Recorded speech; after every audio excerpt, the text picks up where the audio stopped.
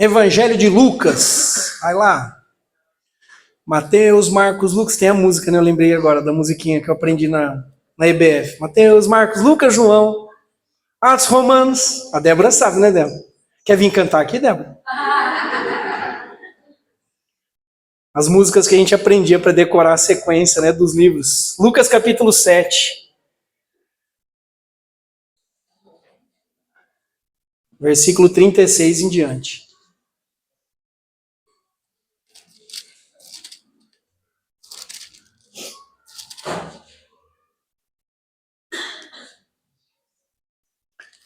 Lucas capítulo 7, versos 36 ao 50. Lucas 7, 36 ao 50.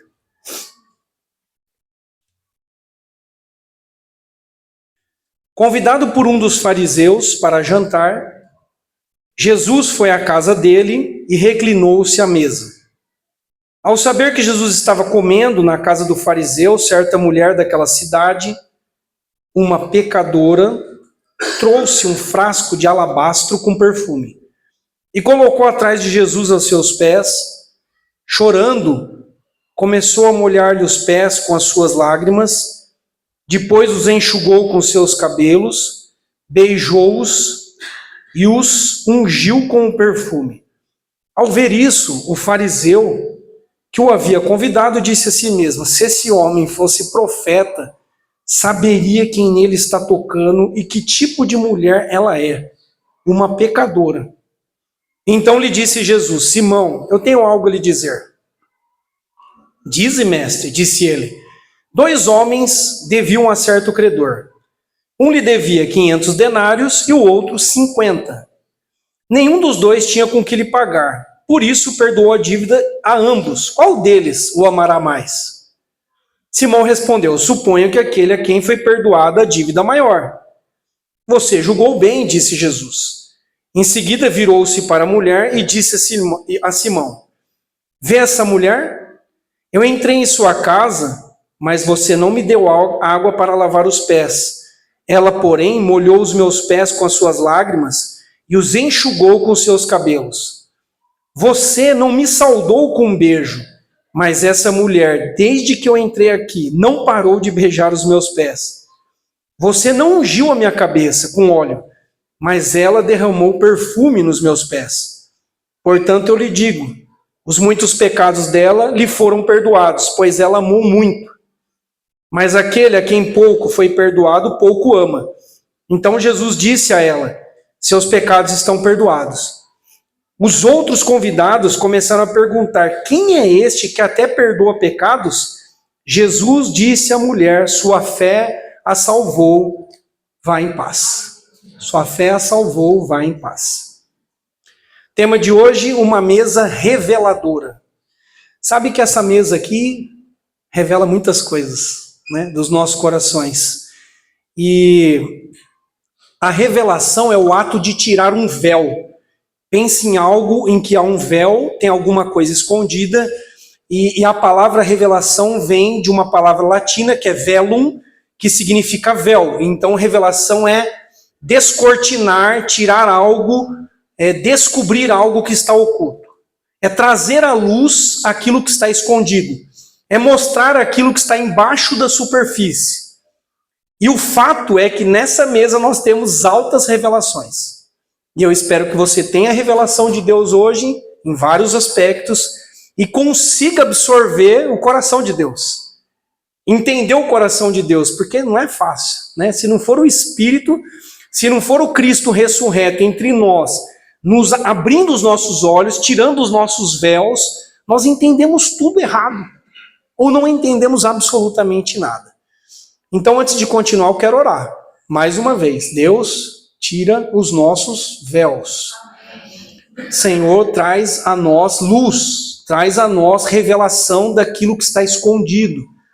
No nosso coração, tem coisas que estão escondidas, muitas vezes, que precisam vir à tona, né? Para que Deus possa nos curar, nos perdoar, nos salvar, enfim. Então eu queria que você tivesse esse tempo agora, né? E com o Espírito Santo e falasse: Deus, Se há alguma zona aqui, alguma área na minha vida que está encoberta, véus no meu coração, Deus, em nome de Jesus, agora nesse momento da palavra, Deus, nós clamamos a Ti humildemente, tira os véus, as cortinas, aquilo, Senhor, que impede o nosso entendimento e compreensão de quem o Senhor é, do Evangelho de Cristo. Deus, tem misericórdia de nós, Deus, tem misericórdia de nós. Nós estamos diante de uma mesa que é uma mesa reveladora, nós estamos diante de um Senhor que traz luz às nossas trevas. Então eu peço a Ti mais uma vez, Deus, tem misericórdia de nós e nos traga uma palavra, Deus, uma palavra de vida, uma palavra de esperança, uma palavra de revelação, uma palavra rema, uma palavra que vem dos céus, uma palavra que tira toda a confusão da nossa mente, do nosso coração e nos ajude a viver de forma correta diante do Senhor Jesus, o nosso Senhor e Salvador. É isso que nós queremos, é isso que nós pedimos a Ti em nome de Jesus. Amém. Glória a Deus. Bom, qual é o contexto próximo? O que está vindo antes dessa história? Nós temos um Jesus que está nas proximidades de uma cidade chamada Naim, e Jesus tinha acabado de ressuscitar um menino que era filho de uma mulher, uma viúva. Uma viúva que tinha um único filho, o menino morreu e Jesus ressuscitou esse menino. Um pouco antes, está lá no capítulo 7 mesmo, nos versos 16 e 17. A Bíblia vai dizer então, terminando essa história da ressurreição, de que todos ficaram cheios de temor ao verem o milagre e louvavam a Deus e diziam: um grande profeta se levantou entre nós. Deus interveio em favor do seu povo. E as notícias sobre Jesus se espalharam e toda a Judéia e as regiões circunvizinhas ouviram sobre esse milagre, sobre essa ressurreição. Um pouco mais à frente, ainda no capítulo 7, nós encontramos o seguinte, versos 29 e 30. Dá uma olhada aí. Volta um pouco no texto. E aí está aquele alvoroço, a notícia correndo, daquilo que Jesus tinha feito, multidões seguindo a Cristo. E aí chega no versículo 29, 7 e 29. Todo o povo, até os publicanos, que eram pecadores, considerados traidores da pátria, até os publicanos, ouvindo as palavras de Jesus, reconheceram que o caminho de Deus era justo, sendo batizados por João. Mas, esse mas complica, Mas os fariseus e os peritos na lei rejeitaram o propósito de Deus para eles, não sendo batizados por João. Então nós temos um grande milagre, extraordinário acontecendo aqui. Pecadores entendendo que que o caminho de Deus era justo, e que Deus é santo, e que eu sou pecador, que eles eram pecadores, e que eles precisavam se batizar, e eles se batizavam. E os entendidos da religião, os fariseus, os peritos da lei, endurecidos. Continuavam endurecidos, resistentes aos propósitos de Deus, e não se batizavam. Bom, então antes dessa mesa, os corações já estavam sendo descortinados. Percebe? A revelação já começa antes desse episódio. As pessoas diante de Cristo são expostas. Os nossos corações, as nossas motivações, elas ficam nuas, patentes diante daquele que vê todas as coisas, daquele que sonda corações. Mas vamos chegar à mesa, tá? Já que estamos diante de uma mesa, chegamos à mesa, temos 3 personagens principais. Temos um anfitrião, que é um fariseu, Simão. Temos Jesus, que é o convidado para jantar, e que é o nosso Salvador, que nós conhecemos, quem é Cristo. E aparece nesse jantar uma mulher que não tem nome, não é dado aqui nenhuma referência em relação ao nome dela, mas diz que ela era uma pecadora. Alguns dizem que provavelmente era uma prostituta. Mas, só estou conjecturando aqui, mas era uma mulher de má fama. Não sei qual era o pecado dela principal, mas era uma mulher de má fama, era uma pecadora. E havia um costume na época, essa mulher não foi convidada. Tá? Quem é convidado ali é Jesus. Né? Imagino todos os religiosos ali, Jesus sendo convidado, eles queriam ver quem era Jesus, ouvir Jesus, e de repente aparece uma mulher lá, né, fazendo todo esse alvoroço aqui, né, no jantar. E era costume da época, pessoas marginalizadas, necessitadas, às vezes elas entravam, era permitido que elas entrassem nos banquetes para recolher as sobras de comida. Então, provavelmente, aquela mulher também estava ali para, quem sabe, levar um marmitex. Quem sabe eu pego alguma coisa que vai sobrar disso tudo, a humilhação. E aí ela tem esse encontro aí com Cristo. O fariseu, a palavra fariseu significa separado. O fariseu é aquele que é separado, ele era um membro de um dos grupos principais religiosos, um dos grupos judeus mais notórios. Eles seguiam rigorosamente a lei de Moisés, seguiam as tradições, os costumes dos antepassados, e eles criam na ressurreição, como nós, e também criam em seres celestiais, como nós. Teologia boa. Certo? Eram os homens da religião. Mas, olha o problema, mas estavam endurecidos para, ou em relação aos propósitos de Deus. Já começa lá no texto que nós lemos lá, né, os versos 29 e 30. A primeira resistência, preste atenção, é uma resistência ao batismo. É estranho alguém que diz que acredita em Deus, que acredita nos propósitos de Deus, que diz que já entregou a vida para Cristo, não querer se batizar. Porque o caminho de Deus, a justiça de Deus, se cumpre também por meio do batismo. Perceba que eles tinham resistência com os caminhos de Deus e qual que era a consequência? Não se batizavam. Porque o batismo de João era um batismo de arrependimento. O batismo de João era um batismo em que, qual era a mensagem de João? A mensagem de João tinha um ponto. Que era a mesma de Jesus. Arrependei-vos, porque é chegado o reino do céu. É essa a mensagem. Arrependei-vos, vocês são pecadores, se arrependam. Os publicanos, as pecadoras, as prostitutas, os cobradores de impostos, os feiticeiros, enfim, muitas pessoas, o caminho de Deus é justo. Eu sou pecador mesmo. E eu vou lá até João Batista e vou descer as águas e vou me batizar. Os que entendiam da religião, da lei de Deus, que conheciam a lei de Moisés e tal, não vou me batizar. Se seguravam. Percebe? Então, preste atenção que eu vou tentar trabalhar um pouco aqui a figura da pecadora e a figura do fariseu. Os fariseus são endurecidos. Pastor, tem fariseu na igreja? Eu queria muito dizer que não. Tem gente que é só religiosa dentro da igreja, que está na igreja, que talvez conheça a Bíblia até mais do que o pastor, mas está duro de coração, não muda de vida. Não penetra, não transforma, não quebranta. Então, os fariseus são eternos questionadores, são acidamente críticos, são orgulhosos e insatisfeitos. Características de fariseus, de religiosos, ok?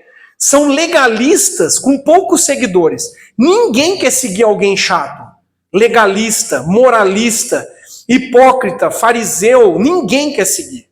Ninguém. Perceba aí, ó, o capítulo 7, olha o versículo 35. Dá uma olhada aí.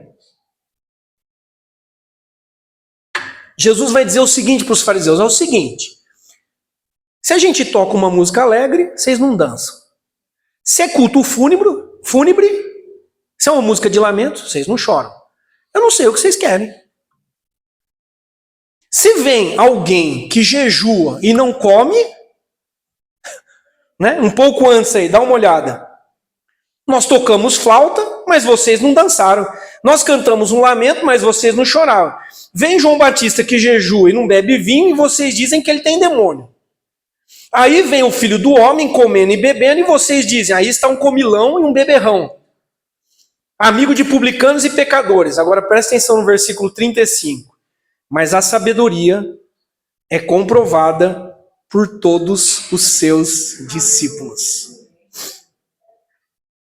Eles não tinham discípulos, quase nada. Ninguém queria seguir eles, porque eles eram fariseus, eles não viviam, eles não se curvavam aos propósitos de Deus. Só que Jesus tinha uma multidão atrás dele. Os publicanos, os pecadores, estava um monte de gente. É lógico que nem todos se tornaram discípulos. Quando a coisa apertou, muitos dos simpatizantes, muitos dos que estavam atrás apenas de comida, bebida, milagres, curas, foram embora. Mas, Jesus está dizendo aqui, a sabedoria se comprova por meio dos discípulos. Olha os discípulos, olha os seguidores, não é? Mas vamos continuar. Eu queria falar de diferenças que existem entre a pecadora e o fariseu e semelhanças, ok? Então vamos lá. Quais são as grandes e marcantes diferenças entre eles? Primeiro, eles têm origens diferentes, como nós.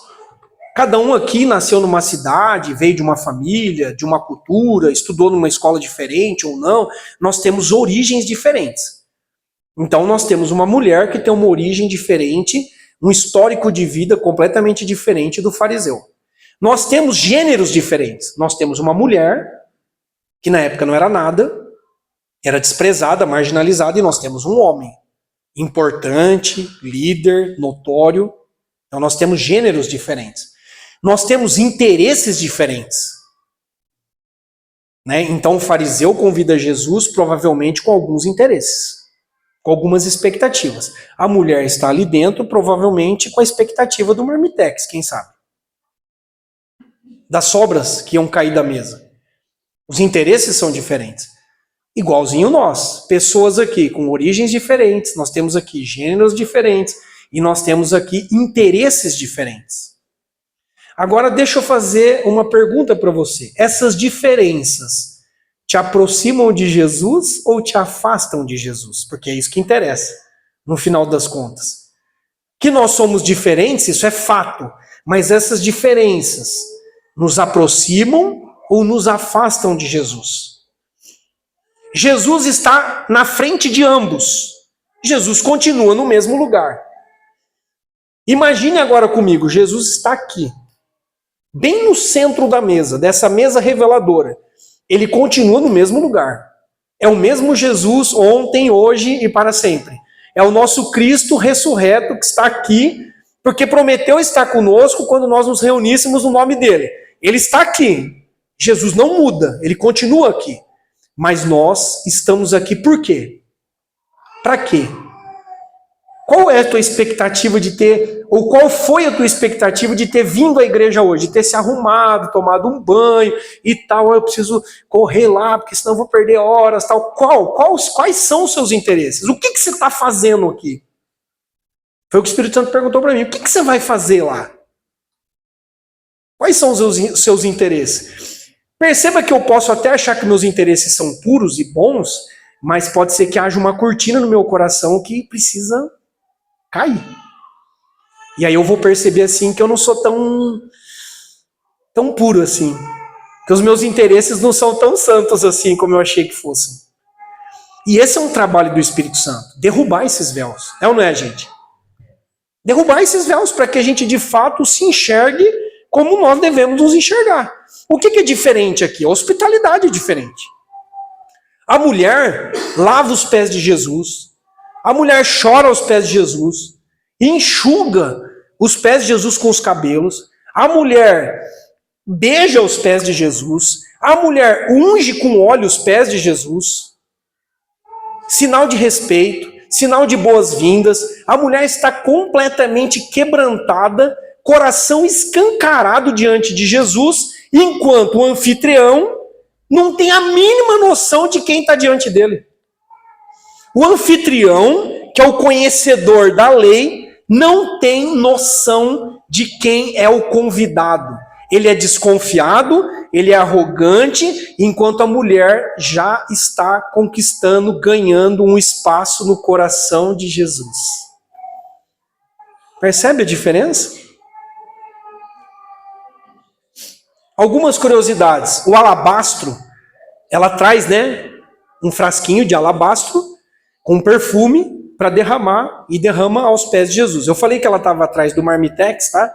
Mas talvez, acredito que, provavelmente, ela via ou ela tinha ouvido que Jesus estava ali. Porque ela está preparada. Ela tem um presente para entregar. Certo? Ela tem um presente. Esse alabastro, as mulheres acho que vão conseguir entender melhor do que nós homens. É um frasquinho de perfume, tá? Era um frasco de mármore. Dentro tinha nardo, que era um perfume importado, caríssimo. O frasquinho vinha selado e lá dentro tinha mais ou menos meio quilo, 450 gramas de perfume, que custava o trabalho de 1 ano de um trabalhador braçal. Era o salário de 1 ano de um trabalhador braçal o que tinha naquele frasco. A mulher chega com esse frasco selado, rompe o lacre e começa a ungir os pés de Jesus. E imagina a cena, e chorando aos pés de Jesus, enxugando os pés com os cabelos e beijando os pés de Jesus e Jesus ali. Imagina, né, a mesa de jantar e os convidados. Meu Deus, quem é essa mulher, gente? Que papelão. Que papelão. Aí o fariseu pensando, se Jesus fosse de fato um profeta, se ele fosse o Messias, ele ia saber que é uma pecadora que está tocando nele, porque não podia tocar. Eles tinham essa ideia, que um pecador não podia tocar em alguém santo, porque ia contaminar a pessoa que era santa. Se ele fosse mesmo o que ele está dizendo que ele é, jamais, ele tinha dado um chute nessa mulher, tinha jogado ela longe e nunca que ela ia fazer isso. Então percebe que essa mulher tem algo preparado, especial para Jesus. Hoje é um dia especial para nós. Sim ou não?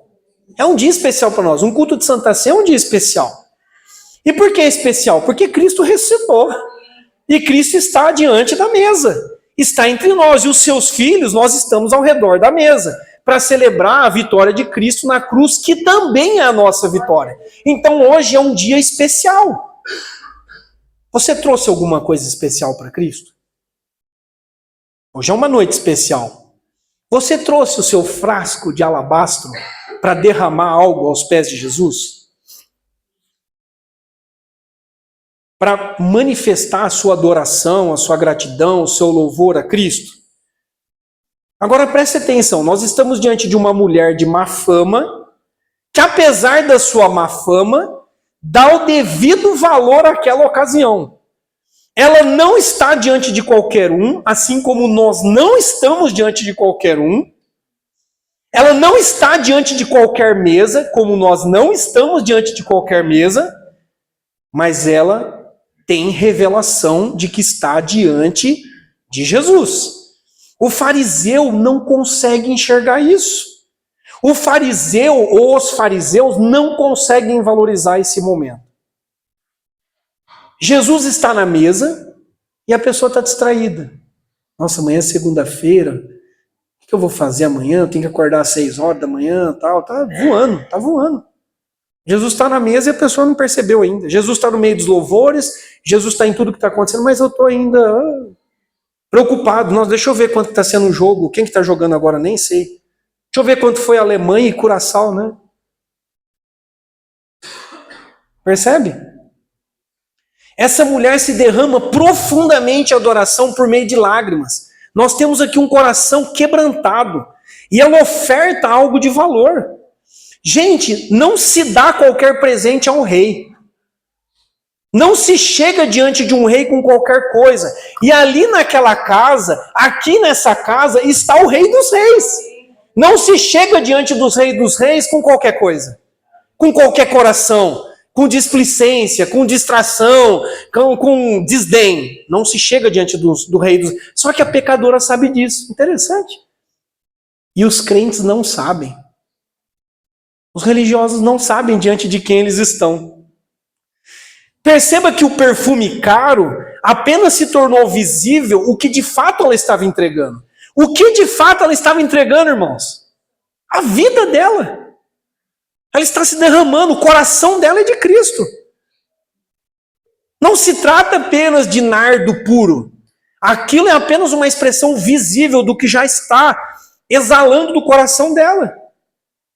O que de valor nós temos entregado a Deus que se torna visível? Percebe que precisa se materializar? Precisa se materializar. Nós nos expressamos no mundo físico. Ah, eu adoro a Deus. Eu sei que é especial. Eu estou entregando o meu melhor para Deus, mas não parece. Ah, Deus conhece o meu coração. Né, o fariseu poderia usar essa desculpa. Deus conhece o meu coração, que eu sou temente a Deus. Mas eu estou desconfiado, eu não vou nem chegar perto de Jesus, eu não vou dar nem um beijo nele, eu não vou nem dar as boas-vindas, porque vai que, né? Então, assim, onde está a manifestação visível de um coração quebrantado? Não tem como, gente, diante de um louvor como nós tivemos aqui, eu ficar indiferente. Não tem como. Não tem como, gente. Não tem como eu estar na internet vendo os gols da rodada. Não tem como, gente. Se eu tiver assim, eu estou sem noção. Eu estou com um véu sobre a minha vida, sobre os meus olhos, sobre o meu coração. Eu estou perdido. E pior, achando que eu sou santo. Isso que é o pior. Existem preocupações diferentes aqui. A mulher tem uma preocupação. Meu foco é agradar Jesus. O foco do fariseu sempre foi, sempre será agradar a homens. Se parecer com alguém certo, correto, de boa fama. A mulher abraça o temor de Deus. O fariseu sempre está preocupado com o seu status, com a sua aparência, com o que vão pensar dele. Temor de homens. As preocupações são diferentes. Deixa eu te perguntar, você teme mais a quem? A Deus ou aos homens? Você teme mais a Deus ou aos homens? Porque essa mulher não está nem aí com o que estão pensando. Eu não estou nem aí se vão me julgar porque eu estou chorando, porque eu estou enxugando os pés de Jesus com os meus cabelos, porque eu estou beijando o pé de um homem. Eu não estou nem aí o que vão pensar. Em outros textos semelhantes, onde mulheres quebraram frascos de alabastro e derramaram diante de Jesus, o povo dizia o quê? Para que esse desperdício? Esse dinheiro dava para ajudar os pobres, como coisa que eles estavam preocupados com pobres. E eles tomam uma de Jesus, Jesus, os pobres vocês vão ter sempre com vocês. Ai, Jesus dizia isso, disse. Os pobres sempre vocês vão ter entre vocês. Porque nós estamos num mundo caído, injusto, onde há diferenças. Mas o que essa mulher fez vai ser contado para sempre. O que ela fez, deixa ela quieta. O que ela fez, ela está me adorando, ela está se entregando, ela está se derramando diante de mim. Então percebe que as preocupações são diferentes. Não é perigoso, irmãos? A linha não é fina? Eu posso estar participando de uma noite especial como essa, de um culto de Santa Ceia, porque vai ficar mal se eu faltar do culto de Santa Ceia, né? O que os irmãos ou a igreja vai pensar? Temor de homens. Eu preciso estar aqui porque eu tenho noção, eu tenho entendimento, eu tenho revelação de que diante de mim, diante da mesa, está o Rei dos Reis. Eu estou aqui, Senhor, eu quero te ver. Deus, eu quero te tocar. Deus, eu quero chorar. Deus, quebra esse coração duro, Deus. Eu não quero resistir aos desígnios de Deus. Deus, me quebra. Por que eu estou com medo? Por que eu não quero me batizar? O que está pegando? Eu preciso me avaliar. O que está pegando? Eu estou com medo da minha família, eu estou com medo do que vão falar de mim. O que está pegando? Então, é isso. O que o fariseu não sabia, e o que parece que a gente não sabe às vezes, é que Deus, ou Jesus, lê mentes e corações. Mas a gente acha assim, né? Eu tô bonito na fita, né? Tô parecendo crente, tô parecendo santo. Ninguém vai perceber. Só que quando o camarada começou a pensar mal da mulher, da pecadora, que ele começou, né? Se Jesus soubesse quem é essa mulher que está tocando nele, se ele fosse... Quando ele começou, Jesus imediatamente falou o seguinte: ô Simão, deixa eu te fazer uma pergunta. Ai, meu Deus. Simão, é o seguinte, tinha um credor, para um ele devia 500, né? Tinha um cara aqui devia 500 um e o outro devia 50. Perdoou os dois. Quem mais amou? Quem você acha que ia amar mais? Com certeza, quem, né, foi perdoado a dívida maior, 500 denários. Você julgou bem. Julgou bem o fariseu. Você julgou bem, Simão. É o seguinte, sabe por que essa mulher está demonstrando tanto amor? Está se esfacelando aqui? Porque ela muito amou. Ela foi muito perdoada. Ela sabe de onde ela veio. Você sabe de onde você veio? Você tem noção de onde você veio? Porque quando a gente não tem essa noção do quão pecadores nós somos, a nossa oferta, a nossa adoração, a nossa expressão vai ser pobrezinha, vai ser ridícula. Desculpa o termo, vai ser ridícula. Por quê?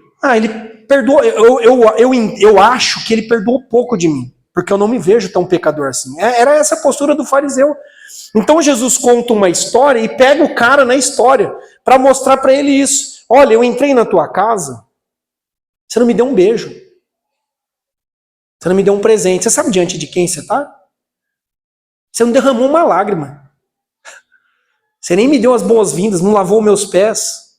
Essa mulher não para de beijar os meus pés, não para de chorar, não para de se derramar na minha presença e vai. Aí eu imagino, né, Simão, né? Se fosse como eu, assim, brancão, já ia ficando vermelho, né? Ia subindo, né? Ia ficando quente a cabeça, já ia, porque assim, o cara acho que foi entendendo. Meu Deus, ele tá falando de mim. Tá falando de mim. E aí vem essa história que Jesus conta a Simão, trazendo luz às trevas de Simão. Porque Simão estava mais em trevas, Simão estava pior na fita do que a mulher pecadora. Só que ele achava que não, que ele que era o santo e que a mulher que era ruim. Só que a mulher está sendo perdoada ali, vocês percebem, irmãos? Está sendo salva. E aí Jesus vai dizendo o seguinte, olha, Jesus olha para a mulher e diz, mulher, seus pecados estão perdoados. Vida nova, você muito amou. Você me recebeu bem, o teu coração está aberto. Você chorou, você beijou os meus pés, você me honrou, você ungiu os meus pés, você se entregou completamente. Isso ficou visível, ficou patente diante de todo mundo. Mulher, sua fé te salvou, vai em paz. Vai na bênção. Agora, você viu em algum lugar aqui da Bíblia, Jesus dizendo isso para o fariseu? Ô Simão, você foi perdoado. Simão, você está salvo. Simão, vai em paz. Não falou não para o Simão. Não falou para o Simão. Agora, essas são as diferenças. E eu acredito que você já entendeu qual é o modelo que você tem que seguir, né? Entre os dois modelos. Quais são as semelhanças? Ambos nos representam. Ambos nos representam. A mulher representa o seguinte, o pecado. A Bíblia diz que todos pecaram, todos têm má reputação diante de Deus e todos carecem da glória de Deus. Então essa mulher nos representa. Eu me enxergo nela. Eu careço da glória de Deus, eu sou pecador, eu tenho uma fama diante de Deus, eu estava separado de Deus, eu era inimigo de Deus, eu estava sem Deus no mundo e eu estava condenado. Essa mulher me representa. E o fariseu também me representa. Porque o fariseu é aquele que acha que é justo, que é bom o suficiente para herdar a salvação pelos seus méritos. E pastor, ficou ruim, ficou ruim. Você é um híbrido de fariseu com prostituta ou prostituto. Desculpa, tá? Você entendeu? Nós somos esse híbrido. Em alguns momentos nós nos comportamos como a mulher, ou melhor, nós somos essa mulher. E é bom quando a gente percebe que nós somos, sim, Deus, eu sou carente da sua graça, eu sou pecador, eu preciso, eu não consigo me salvar, eu não sou bonzinho, eu sou ruim, meu coração é mau, é desviado, eu preciso da tua graça. E em outros momentos não, eu sou fariseu porque eu acho que eu sou bom, que o que eu estou fazendo já dá para o gasto. Né? O fariseu, ele tenta se salvar pelos seus méritos e pelas suas obras. Todo ser humano é um pouco fariseu também. É um pouco prostituto e é um pouco fariseu. Isso é a humanidade. Isso é a humanidade, isso é o ser humano. Percebe? Então, só que o que interessa para mim mais aqui no final é que os finais são diferentes. O final da história é diferente. Isso me interessa muito. Por quê? Por um lado, nós temos alguém recebendo a bênção apostólica dizendo, mulher, vá em paz. Né? Jesus quase disse que o rosto de Deus, que a bênção de Deus te acompanhe, resplandeça sobre ti o meu rosto, o rosto do meu Pai, vá em paz. O outro, qual é o final? Perturbação. Imagina você ouvir uma história dessa e falar, ih, meu Deus, sou eu. Sou eu que estou mal na fita, eu estou achando que é a mulher que está mal na fita e sou eu. Os finais são diferentes. Para uma pessoa, há perdão. Mulher, você está perdoada. Não quero saber da sua má fama, eu estou te dando uma vida nova. Você acabou de nascer de novo. Para o outro, condenação. Para uma pessoa, a dívida está paga, quitada. Jesus está dizendo, eu paguei a dívida, eu rasguei aquilo que era contra você. Para o outro, para o fariseu, a vida continua protestada. Está carregando os pecados ainda, não foi perdoado. Para essa mulher, a culpa foi removida. Enquanto o fariseu tem a culpa potencializada. Se já estava ruim, ficou pior ainda para o cara. Pior. Para um, salvação eterna. Para o outro, condenação eterna. Que final você escolhe? Nós gostamos de finais felizes. Eu quero um final feliz. Eu não quero apenas um começo feliz, nem um meio feliz. Eu quero um final feliz. Que tipo de final você gostaria de ter? Quais são os seus verdadeiros interesses diante de Jesus? Por que você está aqui hoje? Por que você está aqui hoje? Suas atitudes demonstram genuína adoração? Suas atitudes, a sua vida, o seu estilo de vida mostra de fato que você é um adorador, que você é um discípulo? Seu coração é hospitaleiro? Você está aqui hoje assim, ó, Deus, eu estou quase rasgando o coração. Pode entrar, pode habitar, pode transformar, pode... Senhor, o teu coração é hospitaleiro para Jesus? Ou você é sempre desconfiado? Você está sempre dando um passo atrás. Como é teu coração? Essa mulher está escancarado o coração para Jesus. Por que o medo do que os outros vão pensar? E daí o que os outros vão pensar? O que importa é que Jesus vai pensar. De mim? É ou não é? Você recebe Jesus no seu coração hoje, de todo o coração? De verdade? A tua casa está aberta? Você tem uma chave secreta? Ou tem algum cômodo que ali ninguém entra? Dá para perceber, irmãos, nesse texto e no comportamento dessa mulher que é tudo. É tudo. Você percebe a radicalidade do evangelho? Você percebe que nós não estamos falando de um sistema educado e correto e lógico. Nós estamos falando de uma pessoa. Nós estamos falando de estar diante de alguém. Nós estamos falando de entregar a vida a alguém que é o único que pode perdoar pecados e salvar. Nós não estamos falando de ser membro de uma igreja, de fazer as coisas conforme a lei e os mandamentos. Isso é consequência. É consequência. Por isso no dízimo eu falei sobre isso e estou falando agora. A primeira entrega é a entrega do coração. Tá bom para você? Ah, não. Não, coração não, pastor. Ô louco, aí já é demais. Não, controle da minha vida, não. Eu é que mando na minha vida. Meu corpo, minha vida, minhas regras. Então você está condenado. Desculpa eu te dizer isso, mas é a verdade. Bom, não devia nem pedir desculpa, né? Está condenado. Não vai ouvir de Jesus. Vai em paz, a tua fé te salvou. Você pode até ouvir aqui o pastor no final dando a bênção e dizendo que o grande amor de Deus, que a graça de nosso Senhor Jesus Cristo, tal, né? O pastor deu uma bênção lá. Ok, mas a minha bênção não é maior do que a bênção de Jesus. Se Jesus não te abençoou, se Jesus não te salvou, se ele não te limpou, se você não nasceu de novo, você está em maus lençóis. E hoje é oportunidade para isso também, não é? E para quem sabe, voltar àquilo que foi perdido. Porque com o tempo, né, a gente às vezes começa como essa mulher. se jogando no chão, e na hora do louvor, eu não sei se o céu desceu ou se subiu, e aquele negócio. Vai passando o tempo, a gente vai aprendendo, e nós vamos nos acostumando com aquilo que é sagrado.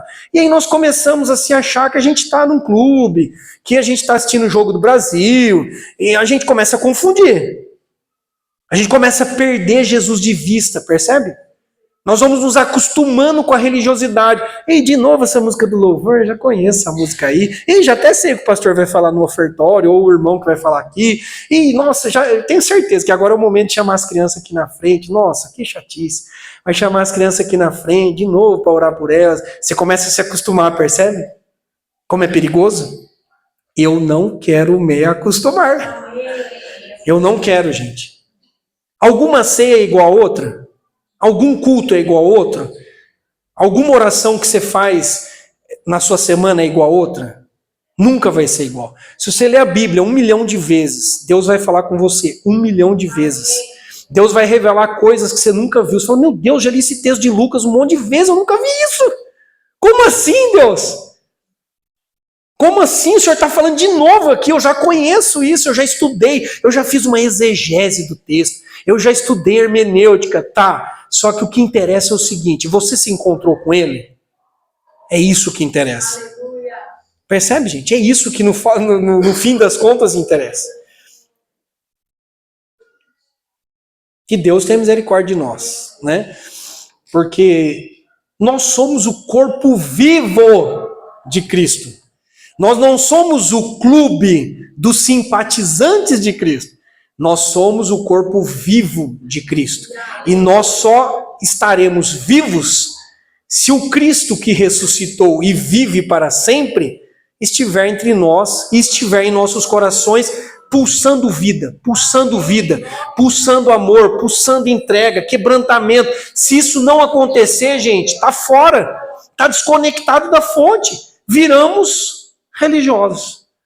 Sabemos nos comportar bem, somos mais educados do que a maioria, até sabemos o que é certo e errado, mas perdemos Jesus de vista. Então nós estamos hoje diante de uma mesa que é reveladora, primeiro, para ter revelação. Revelação! Nós estamos diante de uma mesa que revela, para ter revelação. E a partir do momento que eu sei diante de quem eu estou, no mínimo é minhas pernas. Peraí, não estou diante de qualquer um, não. É o Rei dos Reis que está aqui. Nós não estamos vendo, porque ele está em espírito aqui, mas a Bíblia nos garante que ele está aqui. Gente, isso é... Você consegue imaginar Jesus aqui entre nós andando aqui? Ou aqui na mesa? Não sei se você viu, eu não vi. Eu estou vendo pela fé, mas eu não vi nada. Mas a Bíblia garante que ele está aqui. Então nós não estamos diante de qualquer um. Não estamos diante de qualquer um. Então, a ele, irmãos, hoje nós vamos tomar ceia, a ele a honra. Senhor, a ti o louvor, ao Senhor a glória. Obrigado, Senhor, pelo perdão. Obrigado porque hoje nós temos paz, a barreira de separação foi quebrada. Deus, obrigado porque eu posso comer hoje do pão e beber do suco, porque o Senhor se entregou por mim. Houve uma oferta que ninguém vai igualar. Houve uma entrega, uma renúncia que ninguém vai fazer. Nunca ninguém vai nos amar como ele nos amou. Ninguém vai chegar a esse nível de dar a própria vida por nós. É ou não é? Então a ele a honra, a glória, o louvor para sempre. Senhor, a ti todos os elogios, todas as ofertas, o melhor da minha vida, o melhor do meu coração, o melhor do meu tempo, o melhor das minhas forças. Senhor, o meu trabalho é teu, os meus filhos são teus, o meu coração é teu, a minha mente é tua. Deus, que as minhas palavras sejam as tuas, que as minhas mãos sejam as tuas, que os meus pés estejam indo onde o Senhor quer. Deus, envia-me a mim. Envia-me a mim, eu sou teu filho, eu sou o teu discípulo. Gente, vida. Nós precisamos disso. É isso, o resto, irmãos, é conversa fiada. O resto não leva a lugar nenhum. Então eu quero te convidar a ter esse tempo com o Espírito Santo, né, de revelação de Deus, traz a luz. Né? Davi orava assim, Senhor, vê se há em mim algum caminho mau e me conduza pelo caminho da vida. Senhor, sonda-me Sonda-me e vê se em mim há alguma coisa, um interesse distorcido, uma motivação errada, Senhor, uma malignidade, Deus, uma malícia que não te agrada, uma mentira escondida. Deus, sonda agora a minha vida e meu coração, porque eu quero me aproximar do Senhor com temor e tremor. Aleluia. Com temor e tremor. Aleluia, Jesus. Aleluia, Jesus.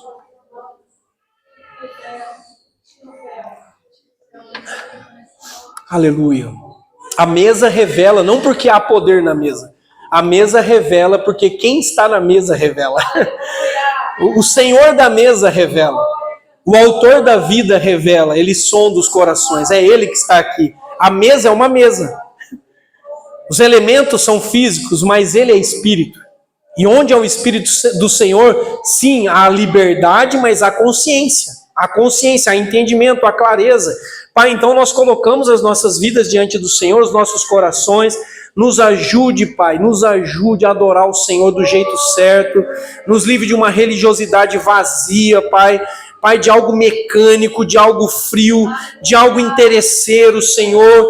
Oh, Deus, quebra as nossas barreiras e desconfianças e medos. Pai, em nome de Jesus, nós queremos hoje, nesse culto de Santa Ceia, nos derramar diante do Senhor e entregar, Pai, tudo que temos, tudo que somos. Nós sabemos que não é muito, Deus. Nós sabemos que é pouco diante da Tua grandeza e da Tua majestade, mas está aqui, Pai. Estão aqui, Pai, os nossos corações. Está aqui a nossa família, os nossos filhos, os nossos interesses, tudo que nós fazemos, por onde nós andamos. Está aqui, Deus, diante do Senhor. Em nome de Jesus, quebranta o nosso coração. Tira os véus, Pai. Tira os véus, Pai, que insistem em impedir a nossa visão de quem o Senhor é. De ver a beleza da Tua santidade. A beleza da Tua santidade. Nós queremos sair hoje daqui, Deus, ouvindo do Senhor. Vai em paz. Vai em paz, porque a tua fé te salvou, a tua fé tem te salvado. Me agrada a tua fé, me agrada a tua entrega, me agrada o teu coração quebrantado. Então, Deus, faz de novo, Deus, aquilo que se perdeu, traz de novo, Pai, o amor que se esfriou, Pai, traz isso de novo, em nome de Jesus, Pai. Obrigado, porque o Senhor é o autor da vida da igreja, é o dono da igreja, e nós estamos aqui por causa do Senhor, em memória do Senhor, em nome de Jesus. Em nome de Jesus. Amém.